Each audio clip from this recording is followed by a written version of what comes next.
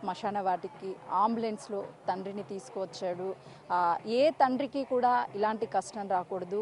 ఆ కూతుర్ని చూసుకునేందుకు అంబులెన్స్లో నుంచి కిందకి తీసుకొచ్చేటప్పుడు కూడా చివరిసారిగా తన కూతుర్ని ఇలా తాకడానికి ఇద్దరి డాక్టర్ల సహాయంతో ఆ స్ట్రెచ్చర్ మీదనే ఆ కూతురిని తాకాడు. కానీ ఆయన కన్నీరు మున్నీరు అవుతున్నారు కుటుంబ సభ్యులంతా కూడా.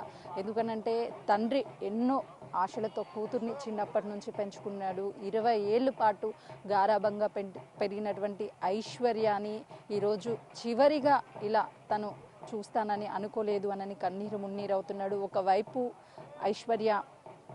ఐశ్వర్య డెడ్ బాడీ ఉంటే మరోవైపు అంబులెన్స్లోనే తండ్రి పాండు నడవలేనటువంటి స్థితిలో కనీసం కూర్చొని తన కూతుర్ని చివరిగా చూసుకోలేనటువంటి పరిస్థితిలో పాండు ఉండడంతో కుటుంబం కాదు ప్రతి ఒక్కరిని కూడా ఈ విషయం కదిలిస్తుంది. ఏ కుటుంబానికి ఇలాంటి కష్టం రాకూడదు. ఎందుకంటే ఇప్పుడు ఎక్కడెక్కడి నుంచో వచ్చి ఐశ్వర్యాన్ని చివరి చూపు చూసేందుకు తన ఫ్రెండ్స్ ఫ్యామిలీ అంతా కూడా వచ్చారు. కానీ ఈరోజు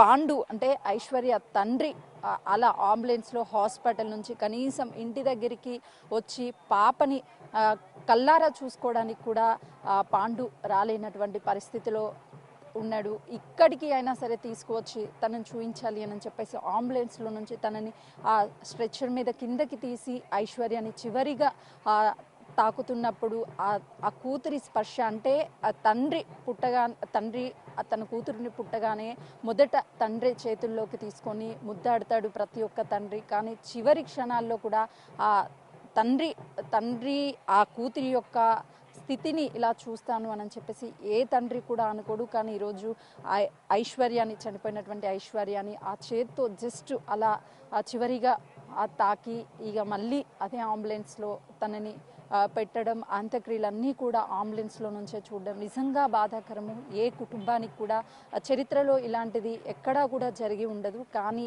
ఈ ఘటన అందరినీ కూడా కదిలిస్తుంది. ఇలాంటి సిచ్యువేషన్ ఏ కుటుంబానికి కూడా రాకూడదని, ఏ తండ్రికి కూడా ఇలాంటి కష్టం రాకూడదు. హయత్ నగర్ రోడ్డు ప్రమాదంలో ఐశ్వర్య చనిపోతే తండ్రి గాయాల పాలయ్యాడు.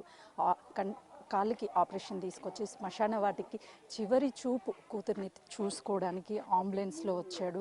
నిజంగా ఆ తండ్రి కష్టము ఏ తండ్రికి కూడా ఏ కుటుంబంలో కూడా రాకూడదు. ఈ అంబులెన్స్లో ఇద్దరి డాక్టర్ సహాయంతో శ్మశాన వాటికి తీసుకొచ్చారు.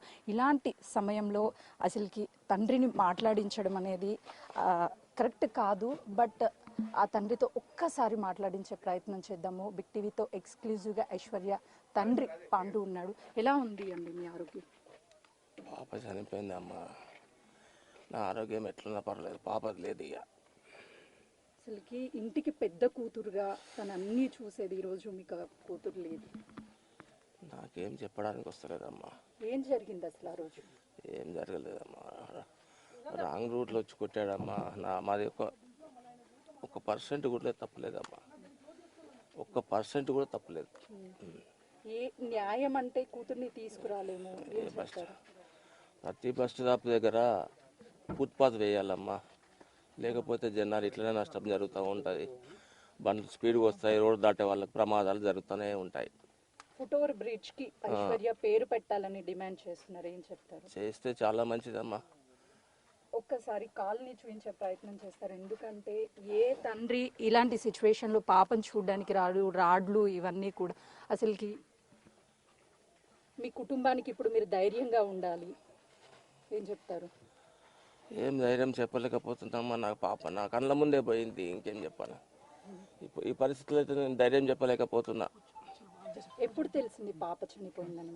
నేను ఎంబడే ఉన్నానమ్మా. నేను స్కూల్లోనే ఉన్నా, పాపను చూసా. ప్రతి బస్ స్టాప్ కాడ ఫుట్పాత్ కావాలమ్మా. పైనుంచి మనుషులు దాడటానికి ఉండాలి. లేకపోతే ఇట్లనే విచ్చలవిడిగా ప్రాణాలు పోతాయమ్మా. ప్రభుత్వం కూడా పట్టించుకొని ప్రతి స్టాప్ దగ్గర ఉండాలి నేను కోరుకుంటున్నాను. మీరు ఏ టైంకి రోడ్ క్రాస్ చేస్తున్నారు? 7 అమ్మా.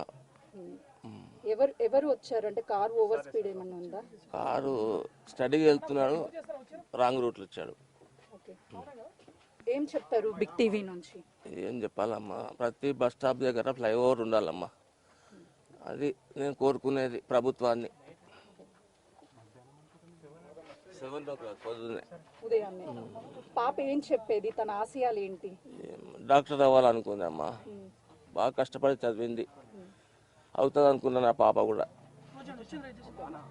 ప్రస్తుతానికి చూడొచ్చు ఐశ్వర్య తండ్రి పాండు మాట్లాడలేని సిచ్యువేషన్లో ఉన్నాడు. ప్రతి బస్ స్టాండ్ వద్ద ఫుట్ ఓవర్ బ్రిడ్జ్ని ఏర్పాటు చేయాలి, మరొక్కరికి ఇలాంటిది జరగవద్దు, నా పాప కోల్పోయాను, ఇక నా పాప నా కళ్ళ ముందే ఆ రోజు మొత్తం ఎగిరి పడిపోయింది అని చెప్తున్నారు. ఇలాంటి పరిస్థితి అనేది చివరి చూపు చూసుకోలేనేమోనని చెప్పేసి ఆ తండ్రి భయపడ్డాడు. కానీ ఇలా అంబులెన్స్లో 2 డాక్టర్ల సహాయంతో నడవలేనటువంటి స్థితి ఉన్నప్పటికీ కూడా ఆఖరి చూపుని చూసుకునేందుకైతే మాత్రము శ్మశాన వాటికి చేరుకున్నాడు. ఐశ్వర్య అంతిమ యాత్రలో నేను పాల్గొనలేకపోయినప్పటికీ, నా కూతురు దగ్గర నేను చూసుకోలేనప్పటికీ ఇలాంటి సిచ్యువేషన్లో అయినా సరే చూసుకుంటానని ఏ రోజు ఊహించలేదు అని చెప్పేసి తండ్రి తన బాధను వ్యక్తం చేస్తూ, నా పాపలాగా ఇంకొకరికి అవ్వొద్దు, ప్రభుత్వం వెంటనే ఆ ఫుట్ ఓవర్ బ్రిడ్జ్ని ఏర్పాటు చేయాలని కూడా తండ్రి కోరుతున్నారు.